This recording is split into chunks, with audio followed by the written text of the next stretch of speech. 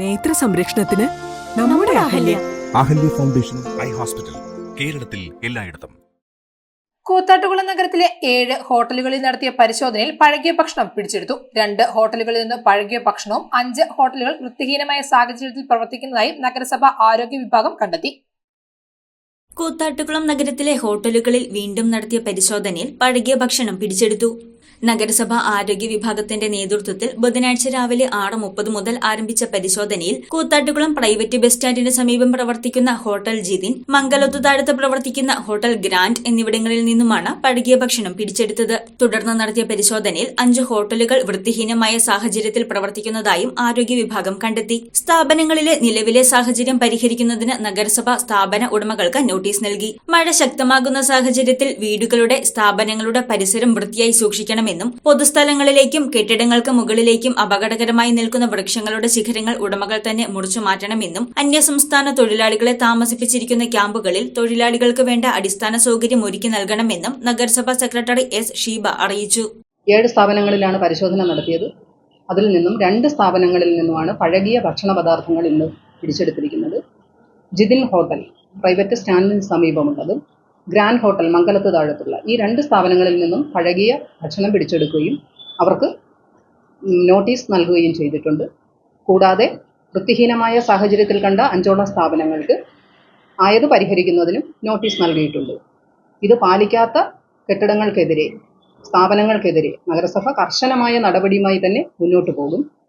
മഴക്കാലം എത്തുകയും അതോടൊപ്പം തന്നെ മറ്റു പല രോഗങ്ങളും പടർന്നു പിടിക്കുകയും ചെയ്തുകൊണ്ടിരിക്കുന്ന ഈ സാഹചര്യത്തിൽ അതിഥി തൊഴിലാളികളെ താമസിപ്പിച്ചിരിക്കുന്ന പല കെട്ടിടങ്ങളും നഗരസഭയുടെ പല ഭാഗങ്ങളിലുമുണ്ട്.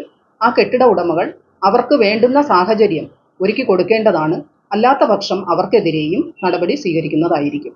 സീനിയർ ഹെൽത്ത് ഇൻസ്പെക്ടർ വി സുനിൽകുമാറിന്റെ നേതൃത്വത്തിൽ പബ്ലിക് ഹെൽത്ത് ഇൻസ്പെക്ടർമാരായ PM Asif, Ajeesh P John, V Aneesh Dev, നഗരസഭാ ജീവനക്കാരായ PP അഭിജിത്ത്, ജോമിറ്റ് ജോസ് എന്നിവരാണ് പരിശോധന നടത്തിയത്. മംഗലത്ത് താഴെയുള്ള ഗ്രാൻഡ് ഹോട്ടൽ എന്ന ഹോട്ടലിന്റെ പിന്നില് മലിനജലം കെട്ടിക്കിടന്ന് ജലജന്യ രോഗങ്ങൾ പരത്തുന്ന രോഗാണുക്കൾ അടങ്ങിയ ഒരു ജലാശയമാണ് അവിടെ കാണാൻ കഴിഞ്ഞത്. അത് വൃത്തിയായി സൂക്ഷിച്ചാൽ മാത്രമേ തുടർന്ന് ആ സ്ഥാപനം പ്രവർത്തിക്കാൻ അനുവദിക്കൂ എന്ന കർശന നിർദ്ദേശം നൽകിയിട്ടുണ്ട്. അവർ അത് പാലിച്ചില്ല എങ്കിൽ ആ സ്ഥാപനം അടച്ചുപൂട്ടുന്നുള്ള നടപടി നഗരസഭ സ്വീകരിക്കുന്നതായിരിക്കും. അതോടൊപ്പം തന്നെ കഴിഞ്ഞ ആഴ്ചയിലും ഇത്തരം ഹോട്ടലുകൾ പരിശോധന നടത്തി. ഹോട്ടൽ മുറികൾ മാത്രമല്ല പരിസരവും പരിശോധിച്ചതിൽ വൃത്തിഹീനമായി സാഹചര്യം കണ്ടതിൽ അവർക്ക് നോട്ടീസ് കൊടുക്കുകയും ഏതാണ്ട് 4 ഹോട്ടൽ പുനർപരിശോധന നടത്തിയിൽ അവരെല്ലാം അത് വൃത്തിയാക്കുകയും ചെയ്തിട്ടുണ്ട്. ഇത്തരത്തിൽ ഒരു മാറ്റമാണ്, അതായത് രോഗങ്ങളെ പ്രതിരോധിക്കാനുള്ള ഒരു പ്രദേശമായി കൂത്താട്ടുകുളം നഗരസഭാ പ്രദേശം മാറുക എന്നുള്ളതാണ് നഗരസഭയുടെ ലക്ഷ്യം.